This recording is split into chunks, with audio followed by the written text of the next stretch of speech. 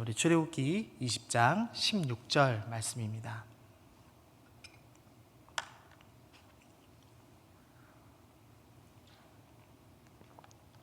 출애굽기 20장 16절 말씀, 우리 한 절 말씀입니다. 우리 같이 교독하도록 하겠습니다. 시작. 내 이웃에 대하여 거짓 증거하지 말라. 아멘.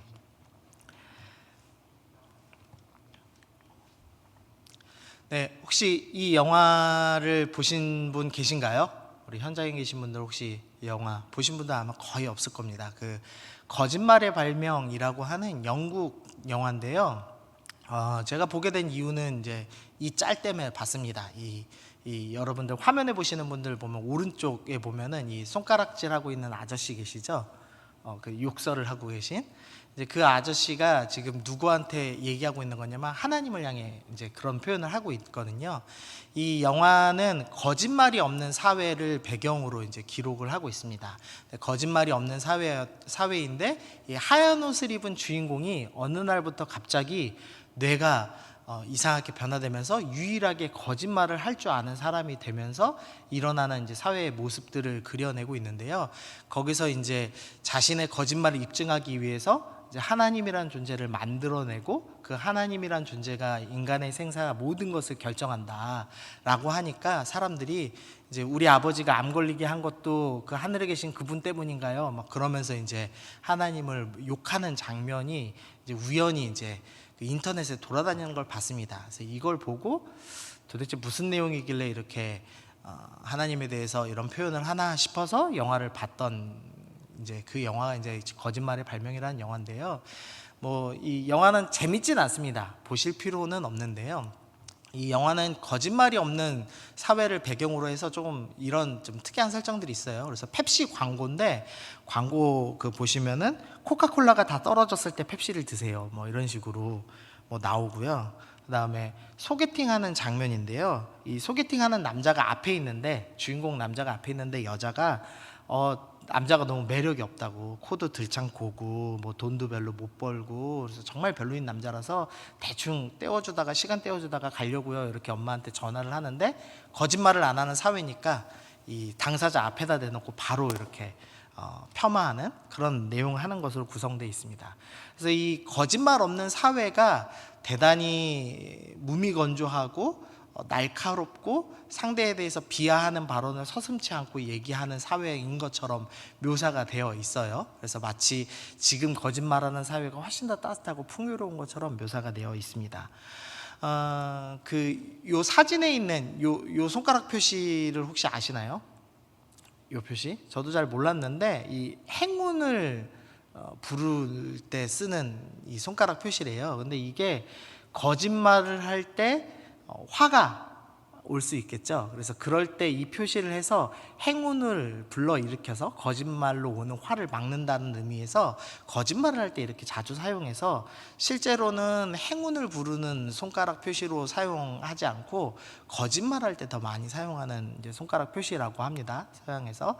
근데 이제 이 거짓말을 얼마나 자주 하느냐에 대해서 여러 이제 이야기들이 있더라고요. 뭐 하루에 100번에서 200번 정도 거짓말을 한다라고 적혀 있는 글도 있고 하루에 10번에서 20번 한다라는 글도 있고 어떤 걸 보니까 8분에 한 번씩 사람이 거짓말 한다라는 글도 있더라고요. 근데 이제 좀 깊게 찾아봤더니 근거는 다 없는 말입니다. 그러니까 근거는 없지만 거짓말을 자주 한다는 것은 이제 분명한 사실인 거죠. 그래서 이 한 학자가 이런 말을 만들었어요. 영국의 인지학자가 호모 팔락스라는 말을 만들어냈는데 거짓말하는 인간이라는 뜻입니다. 호모 사피엔스는 지혜로운 인간이라는 뜻이죠. 근데 이 학자가 생존과 번영을 위해서 인간은 거짓말하도록 진화되어 왔다는 겁니다. 그래서 거짓말을 하려면 일단 진실을 알고 있어야 되죠. 거기다가 내가 만든 새로운 거짓이라는 것을 창조해서 만들고 있어야 됩니다. 그래서 상당히 고도로 지능적으로 발달한 사람만이 쓸 수 있는 것이 거짓말이다. 그래서 인간은 생존을 위해서 거짓말하도록 진화되었다. 그래서 거짓말하는 인간이라는 의미로 호모 팔락스라는 단어를 사용해서 인간을 정의하기도 했습니다. 그러니까 어쨌든 이제 세상에서는 거짓말은 꼭 나쁜 것만은 아니다. 필요한 것이고 그것이 나름 지능이 발달해서 하는 것이고 좀 괜찮은 것이다, 이런 식으로 이제 표현한 것을 좀 볼 수가 있었습니다. 여러분들 거짓말 하시죠? 네, 거짓말 안 한다고 하면 그것이 거짓말이죠. 네, 그 카톨릭의 추기경, 갑자기 성함이 생각 안 나네요. 김수환 추기경 맞나요? 김수환 추기경님께서 그런 얘기를 하셨대요. 저는 이 세상에서 두 가지를 잘하는데 참말과 거짓말을 잘합니다. 이제 이렇게 얘기했다고 하더라고요.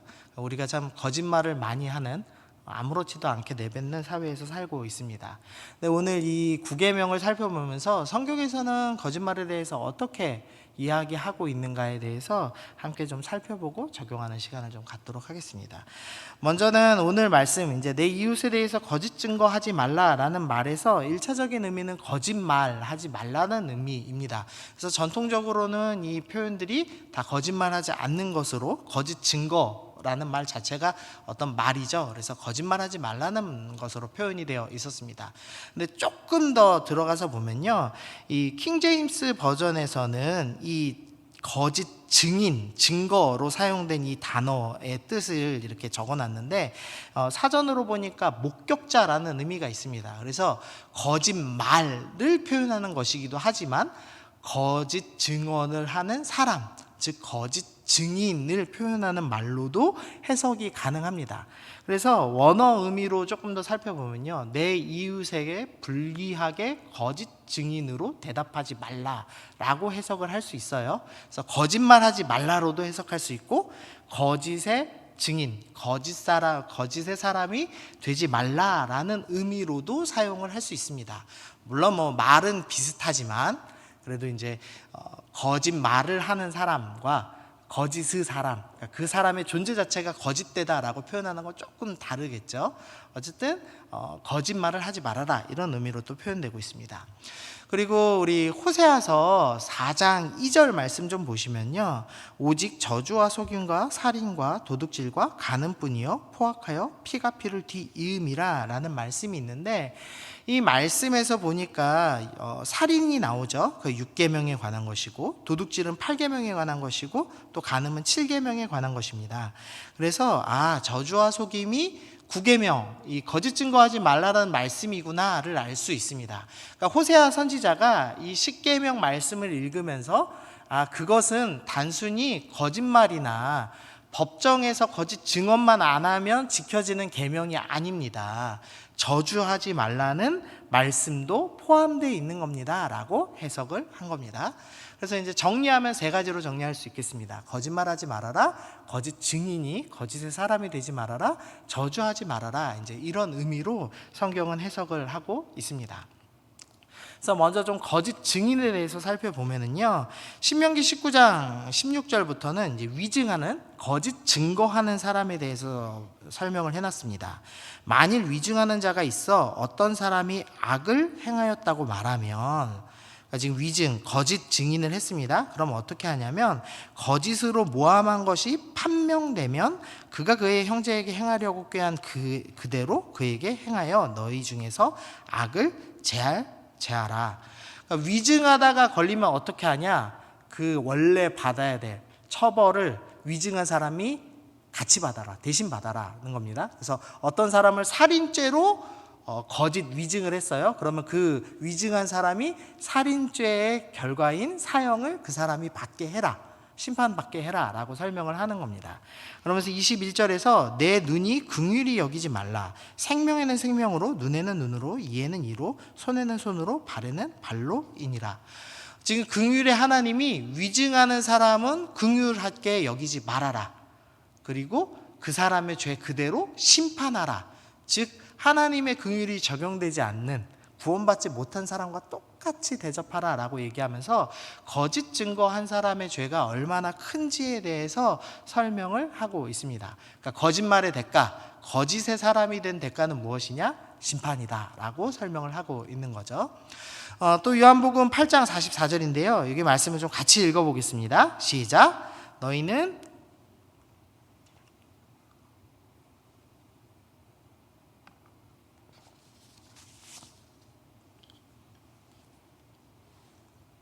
거짓을 말할 때마다 제 것으로 말하나니 이는 그가 거짓말쟁이요 거짓의 아비가 되었음이라.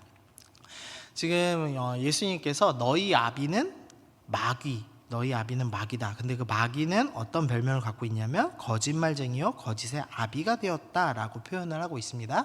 그리고 신명기 말씀에서는 그는 반석이시니 그가 하신 일이 완전하고 그의 모든 길이 정의롭고 진실하고 거짓이 없으신 하나님이시니 공의로우시고 바르시도다. 그래서 성경은 지금 하나님과 마귀를 지금 비교하고 있어요. 마귀는 거짓의 아비다.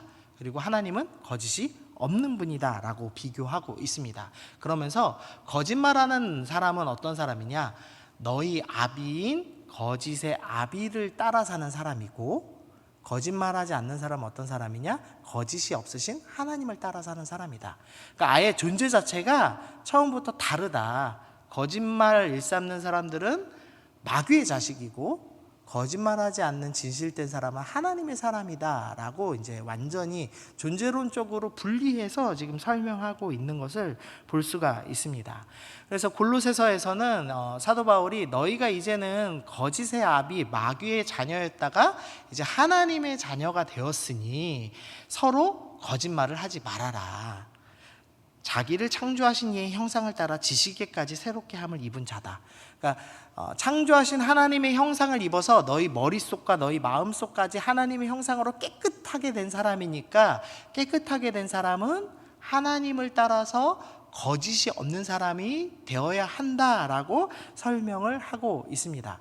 하나님의 사람은 어떤 사람이냐? 거짓말하지 않는 사람이다 라고 설명을 하고 있는 거죠. 그리고 고린도전서 우리 13장 6절에서는 불의를 기뻐하지 아니하고 진리와 함께 기뻐한다. 하나님의 사람은 불의를 미워한다. 그리고 진리를 기뻐하는 사람이다 라고 설명을 하고 있습니다. 잠언 말씀 우리 6장 19절인데요. 여호와께서 미워하시는 것이 그의 마음에 싫어하는 것이 예 7가지이니, 그래서 여호와께서 미워하시는 7가지의 죄에 대해서 언급하는데요. 그 7가지 중에 우리 빨간색으로 된 3가지만 보시면 거짓된 혀, 그리고 거짓을 말하는 망령된 증인, 그리고 형제 사이를 이간하는 자, 형제 사이를 거짓말로 이간하는 사람, 7가지의 죄를 미워하시는데 그 중에 3가지가 모두 거짓에 관한 이야기로 설명되어 있습니다. 그래서 성경은 거짓말하는 것을 하지 말아라 정도로 설명하고 있는 것이 아니라, 거짓말을 일삼는 사람은 마귀의 자식이다 라고 설명하고 있는 거죠. 그래서 이 거짓말을 설교하시는 한 목사님은 거짓말을 일삼는 사람들은 그 사람의 영혼을 점검해 봐야 된다. 그 사람은 하나님을 믿지 않는 사람일 수도 있다라고까지 표현을 하였습니다. 하나님을 믿는 사람은 하나님을 믿는 사람다운 열매를 맺는 삶을 살게 되죠. 그래서 처음에 이전의 삶의 습관이 남아서 거짓말을 할지는 모르겠지만 점점 거짓이 없어지고 진실된 삶으로 향하는 삶을 살게 됩니다. 그래서 삶의 윤리의 열매, 바른 열매, 거짓을 말하지 않는 열매를 맺게 된다라고 설명을 하고 있는 겁니다. 근데 이제 여기까지 설명하면 뭐 당연히 다들 이제 이해하실 거예요. 거짓말하지 말라는 건 뭐 너무 당연한 말씀이니까요. 근데 이제 양심에 찔리는 한 가지가 있죠. 이제 하얀 거짓말을 해도 되는가? 성경에는 이제 대표적으로 2가지의 이제 하얀 거짓말이 등장합니다. 하나는 우리가 출애굽기 1장에서 배웠던 산파, 십부라가 부하가 했던 거짓말입니다. 이 애굽 왕 바로가 이스라엘 히브리 아이들 중에 남자가 태어나면 다 죽이라고 명령을 내렸는데, 이 2 산파 십부라와 부하가 거짓말을 하죠. 이스라엘 사람들은 건강해서 우리 산파들이 가기도 전에 애를 낳아서 죽이지 못했다라는 거짓말을 합니다. 근데 하나님께서 그 거짓말을 한 십부라와 부하를 축복하시는 장면으로 1장에서 결말을 맺고요. 그 다음에 또 여호수아에서 나오는 여리고의 기생 라합이 나오는데요. 이 라합이 이스라엘의 정탐꾼 2명을 숨겨줍니다. 그리고 여리고의 군인들이 이 정탐꾼을 잡으러 오자 거짓말을 하죠. 반대쪽으로 갔습니다 라고 거짓말을 함으로써 이스라엘의 정탐꾼들을 살려주는 내용이 나옵니다. 근데 그때 야고보서에서 이 라합의 행동에 대해서 이렇게 설명해요. 이와 같이 기생 라합이 사자들을 접대하여 다른 길로 나가게 할 때에 행함으로 의롭다 하심을 받은 것이 아니냐. 그러니까 분명히 말로 따지면 사실이냐 거짓이냐로 따지면 라합의 말은 거짓말이었습니다. 그러니까 지붕 위에다 숨겨놓고선 반대편으로 갔어요 라고 거짓말을 했죠. 그런데 야고보 선생님은 이것을 평가하면서 행함으로 의롭다, 그러니까 의로운 행동을 한 것이다 라고 평가를 하는 겁니다. 그래서 성경에서 얘기하는 거짓말은 하얀 거짓말을 하지 말라는 의미는 아닙니다. 그러니까 우리가 아파서 살 날이 며칠 안 남은 분께 당신 일주일밖에 안 남았어요, 이제 죽을 거예요, 뭐 이런 식으로 얘기한다든지 이렇게 여러 가지 찌르는 공격하는 말을 하는 것이 아니라 때로는 부드러운 말을 통해서 평안을 취하고 또 사람을 보듬어주는 말을 하는 것, 그것은 거짓말이 아니다라고 설명하는 거죠. 그래서 문자적인 거짓, 사실과 거짓을 구분하라는 의미가 아니라 생명을 살리는 말을 해라. 그러니까 이웃에게 불리한 말을 하는 것이 아니라 이웃에게 불리하지 않은 말, 즉 영원히 살아나는 말을 하는 것, 그것이 거짓말하지 않는 것이다 라고 설명을 하고 있습니다.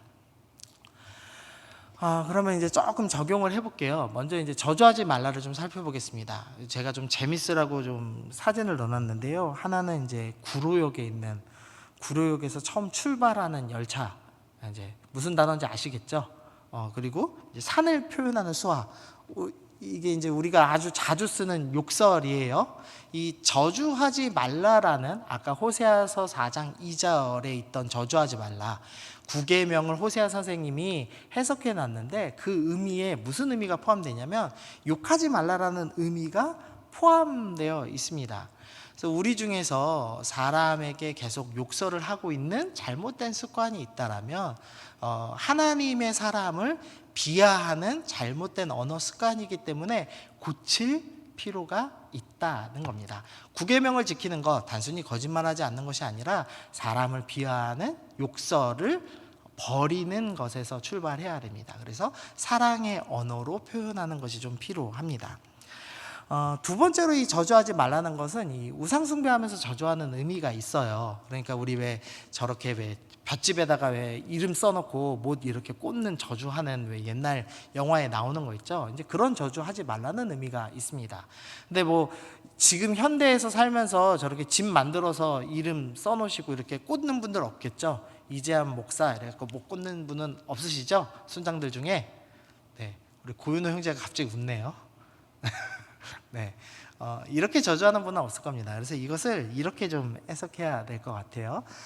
누가복음 6장 27절 28절인데요. 그러나 너희 듣는 자에게 내가 이르노니 너희 원수를 사랑하라. 그러니까 저주하지 말라의 긍정적인 명령은 저주할 만한 대상인 원수를 사랑하라는 표현이겠죠. 근데 원수를 어떻게 사랑해야 되느냐? 너희 미워하는 자를 선대하라, 선하게 대하라 라고 말씀합니다. 또 저주하는 자를 위하여 축복하라. 너희가 저주하지 말고 오히려 그 사람이 하나님의 뜻대로 잘 되도록 빌어줘라. 그리고 너희를 모욕하는 자를 위해서 어떻게 해라? 기도해라 라고 이야기하고 있습니다. 그러니까 9계명을 지키는 방법이 무엇이냐? 원수를 향하여, 저주할 만큼 미워하는 사람을 향하여 선하게 대하고 축복해주고 기도하는 것이 필요하다라고 성경은 설명하고 있는 겁니다. 이렇게 따지면 이제 9계명이 대단히 어렵고 힘든 계명이 이제 좀 되죠.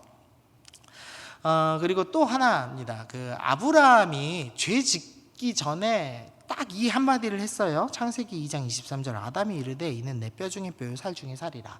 하와를 하나님께서 주시자 하와를 보고 이 여자는 너무 아름답고 너무 사랑스러운 사람이어서 내 뼈 중에 뼈요 살 중에 살입니다 라고 고백을 하였습니다. 죄가 없는 상태에서 그의 입술은 사랑이 가득한 입술이었습니다. 그런데 죄가 들어오고 나서 어떻게 바뀌냐면 아담이 이르되 하나님이 주셔서 나와 함께 있게 하신 여자, 그가 그 나무 열매를 내게 주므로 내가 먹었나이다. 여자가 선악과를 줘서 내가 먹고 나도 죄졌어요. 그러니까 진실이죠. 그것은 분명히. 근데 진실에다가 은근히 비난하고 싶은 마음을 섞어서 표현을 합니다. 그러니까 방금 2장에서는 그 여자는 너무 사랑스러워서 내 뼈 중에 뼈입니다 라고 고백했는데 3장에 바로 오자마자 그 여자 때문에 내가 죄졌습니다 라고 고백하는 겁니다. 그러니까 죄 지은 이후에는 말에 무언가 들어갔죠. 그런데 그게 진실에다가 약간의 비난을 섞는 말을 한 겁니다. 근데 이것도 엄밀한 의미에서는 저주의 말에 가깝다는 겁니다. 그래서 우리가 이거는 진실을 말했으니까 이것은 구계명을 어긴 것은 아니야 라고 생각하면 안 된다는 거죠. 우리 아까 얘기했듯이 이웃을 불리하게 하는 거짓 증인이라는 표현 썼죠. 불리하게 하지 않는 것의 반대인 생명을 살리는 말을 하는 것이 필요하다. 그래서 진실에다가 나의 감정과 비난을 섞어 표현하는 것도 구계명을 어기는 것이다. 그래서 진실의 말에다가 사랑을 넣는 연습을 해야 한다라는 겁니다. 두 번째로는 진리의 증인이 되라고 성경은 설명합니다. 요한일서 2장 3절 말씀 보시면요, 우리가 그의 계명을 지키면 이로써 우리가 그를 아는 줄로 알 것이요 그를 아노라 하고 그의 생명을 지키지 아니하는 자는 거짓말하는 자요 진리가 그 속에 있지 아니하되. 지금 거짓말하는 자를 어떻게 표현하고 있냐면 계명을 지키지 않는 자로 설명을 하고 있습니다. 그러니까 거짓말을 하는 것은 계명을 지키지 않는 것이고 계명을 지키면 거짓말하지 않는 것이다. 그래서 말씀을 온전히 지키는 것이 구계명을 순종하는 것이다 라고 설명을 하고 있습니다. 네, 좀 마음이 무거워지시죠? 네, 설교하는데 저도 마음이 무거워요. 이게 온전히 지키기 위해서 힘든 말씀이죠. 네, 말씀을 순종하도록 애써야지만 그것이 거짓말하지 않는 삶이다. 왜냐하면 우리는 거짓이 없으신 진실하신 하나님의 자녀이기 때문에 점점 계명을 지키도록 힘쓰게 된다. 그런 삶을 살아야만 한다라고 설명하는 겁니다. 그렇게 살 때 어떤 열매를 맺냐면 오직 성령이 너희에게 임하시면 너희가 권능을 받고 예루살렘과 온 유대와 사마리아와 땅끝까지 이르러 내 증인이 되리라. 거짓 증인이 되지 말라라고 십계명에서 말씀했습니다. 그리고 성령이 임하신 뒤에는 우리가 어떻게 되냐면 하나님의 증인이 된다라고 설명합니다. 그러니까 거짓말하지 않고 계명을 올바르게 지키는 삶을 살기 시작하면 나의 바른 삶을 통해서 복음이 전파되겠죠. 그래서 복음의 증인이 된다라고 설명을 하고 있는 겁니다. 그래서 우리 모두는 어떤 삶을 살아야 되냐? 거짓말을 하는 거짓 증인의 삶, 거짓의 사람으로서 우리의 인생은 출발했는데 우리가 하나님을 온전히 바라보고 따라가고 말씀에 순종함으로써 진리의 증인이 되는 삶을 살아가야 한다라고 설명을 하는 겁니다. 말씀을 온전히 지키면 우리가 복음의 증인까지 되는 삶을 살아갈 수 있다라고 설명을 합니다. 네, 그리고 또 에베소서 4장 25절. 에베소서에서는 계속 십계명에 대한 다른 설명을 하거든요. 그래서 4장 25절에서는 이 구계명에 대한 설명을 하고 있습니다. 그런즉 거짓을 버리고 각각 그 이웃과 더불어 참된 것을 말하라. 이는 우리가 서로 지체가 됨이라. 그래서 이 구계명을 지키는 다른 방법은 뭐냐? 이웃과 더불어 이웃에게 참된 것을 말하는 것이 또한 구계명을 지키는 것입니다 라고 사도 바울 선생님이 설명을 해 놓으신 겁니다. 그래서 이렇게 좀 적용해 볼 수 있겠어요. 먼저는 이웃이 나의 형제와 자매가 나에게 진실된 말을 할 때 내가 그 진실을 들을 준비가 되었는가.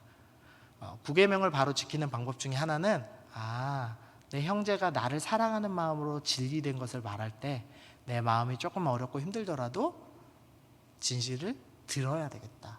인정해야 되겠다. 나의 죄를 정직하게 인정하고 내가 앞으로는 계명을 지키는 자가 되기로 힘쓰기로 결정해야 되겠다. 이런 마음을 준비하는 것이 필요하겠습니다.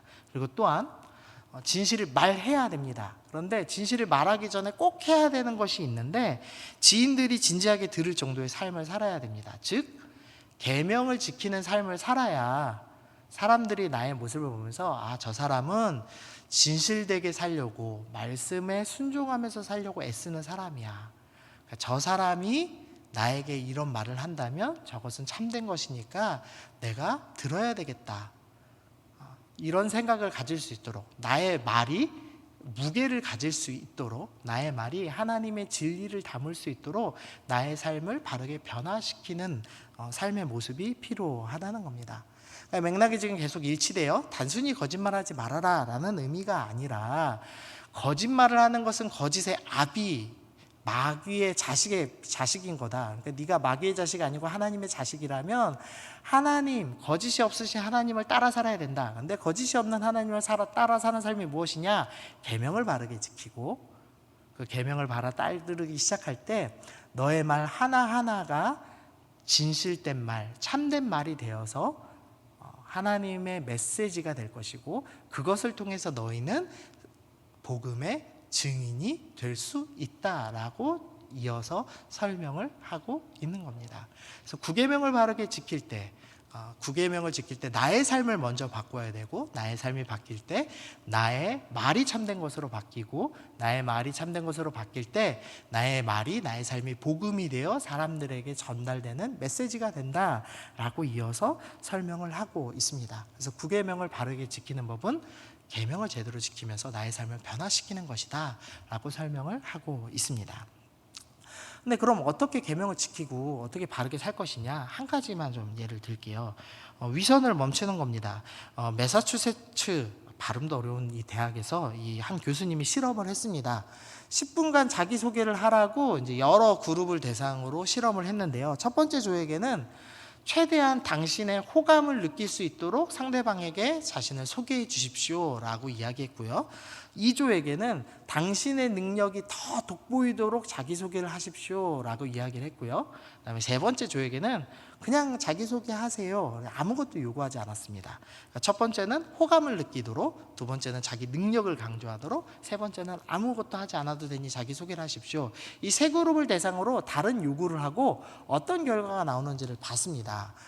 그랬더니 첫 번째 조는 평균적으로 10분간 2개 이상의 거짓말을 했다라고 합니다.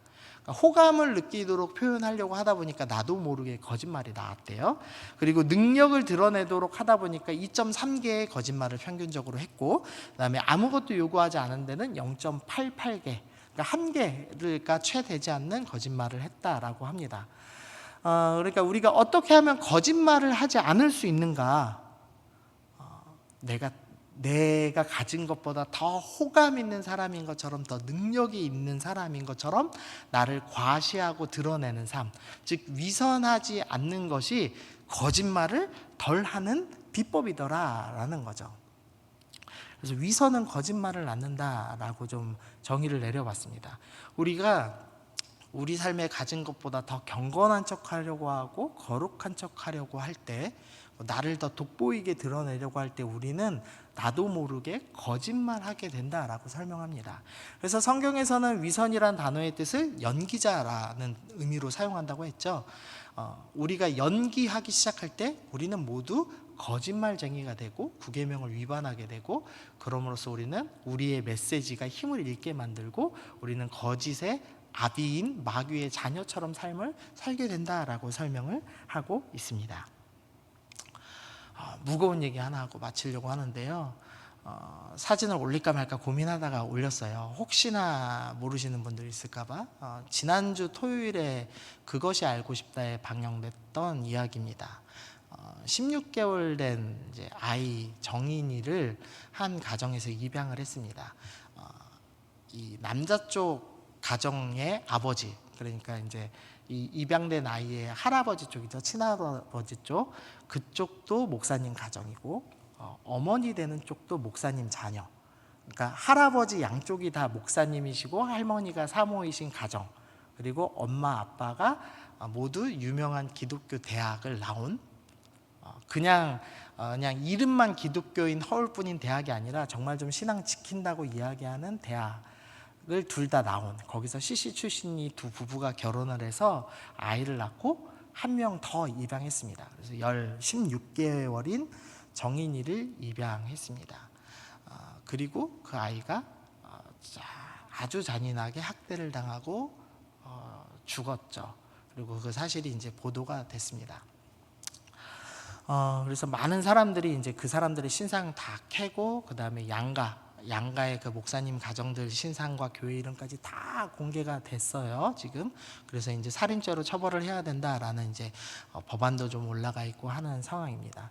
근데 제가 좀 집중했던 건 그 양모의 그 악마적인 행위, 얼마나 강하게 뭐 충격을 가했느냐, 학대를 했느냐보다는 제 마음을 진짜 아프게 했던 건 정말 멀쩡해 보이는 기독교 가정, 심지어 사역자, 목사님 가정, 양가 목사님 가정에서 이런 악마성을 길러냈다는 것이 제가 마음이 가장 아팠습니다. 그러니까 기독교가 나도 모르는 사이에 이런 악마를 길러내고 있구나.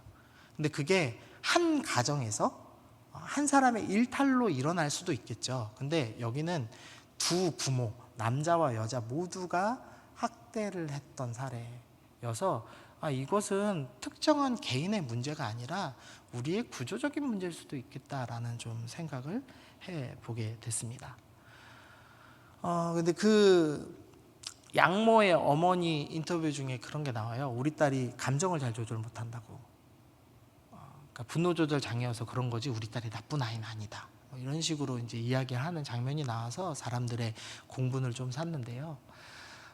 가짜 평안을 원한 거죠. 그러니까 우리 딸의 감정을 상하지 않게 하기 위해서 엄마이고 사역자였던 그 부모가 우리 딸이 잘못된 행동을 했을 때 참된 것을 이야기하지 않았습니다. 그냥 침묵하기로 결정하였습니다. 가짜 평안을 위해서 참된 것을 얘기하지 않고 침묵하기로 결정했습니다. 어떤 학자가 이런 표현을 썼더라고요. 가장 잔인한, 가장 심각한 거짓말은 침묵이다 라고 했습니다. 가짜 평안을 위해서 참된 것을 얘기하지 않고 침묵하고, 거기다가 이 두 유명 기독교 대학을 나온 이 두 사람이 자신의 신앙을 더 경건한 척 드러내고 싶어서 한 입양, 이 위선이 결합되자 악마를 만들어낸 거죠. 그래서 거짓말과 위선이 이 사람들의 악마성을 드러내는 결과를 낳았습니다. 그래서 이 9계명이 우리 안에 지켜져야 되겠구나. 그것이 우리 안에 생각보다 훨씬 더 위중하고 심각한 계명이구나라는 생각을 했습니다. 우리가 이제 10계명을 다음 주에 마지막 배웁니다. 10계명은 탐욕에 관한 이야기를 합니다. 그러니까 전체를 총 정리하는 거죠.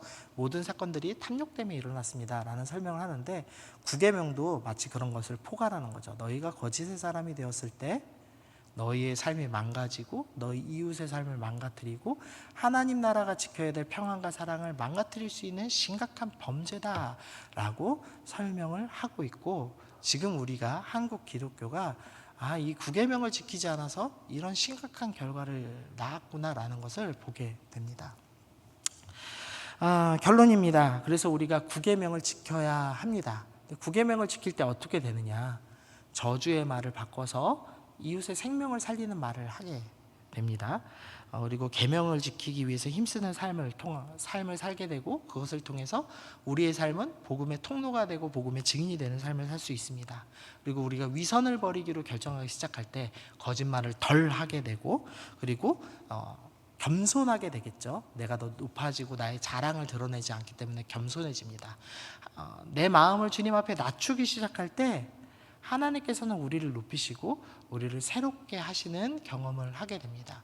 그래서 우리가 9계명을 힘써 지키면서 살아가기 시작할 때 우리 삶 가운데 이웃의 생명을 살리는 사랑의 마음이, 또 복음이 전해지는 복음의 전파가, 또 하나님께서 나를 세우시는 그 하나님의 터치를 경험하는 놀라운 일이 일어난다는 겁니다. 그러므로 우리가 단순히 거짓말만 안 하면 돼라는 수준의 의미에서 9계명을 지키는 것이 아니라, 이런 의미에서 생명을 살리기 위해서 힘써 9계명을 지키는 삶을 우리가 살아야겠습니다.